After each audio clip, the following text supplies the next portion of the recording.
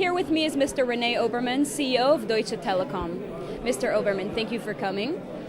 You were on a panel about new media. Mm-hmm. Now, where do you think are we going with communications here? Looking forward, where are we going? Completely mobile. Not only people connectivity, but also things, everything. Everything gets connected, and that is, the trend. Also, everything goes to the cloud. The mobile device and the mobile service becomes your personal digital life assistant, and that represents both great opportunities, particularly also for Israeli companies, but it also represents certain technological challenges which we are here to master. In your panel, someone asked if anyone in the audience has a landline, and many people said they no longer do. Are we facing the end of landlines, the end of telephones at home? Well, if you look at a mobile network today, it's still to a large extent landline based. Only the access is wireless. And in the future we'll have a different architecture and concept of wireless networks.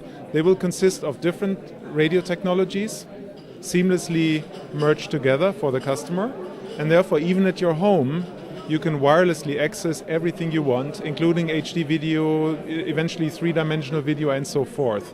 So however, from that local access point there is a wireline-based backhaul, because all the big data traffic has to go somewhere into the internet, and that is based on landline still, and will be for a long time. Now, you mentioned in your panel that in the future, we haven't even seen what can happen in the future. Technology can be linked to our clothes, to our glasses. Tell me more about that. It's the Internet of everything, basically, because everything which makes sense to communicate, which needs to, for instance, sensors or actors, things which make the coordination of devices, the communication between the devices possible, and enable intelligent networks. All these things will be connected, and they will be connected wirelessly.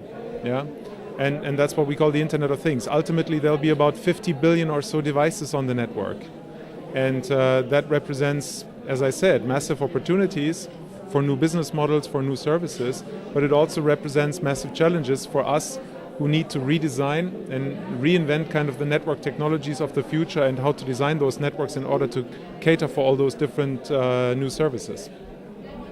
One of the great challenges in your field is radio spectrum. Tell me about that. Radio spectrum, at least what we call the licensed radio spectrum, is scarce.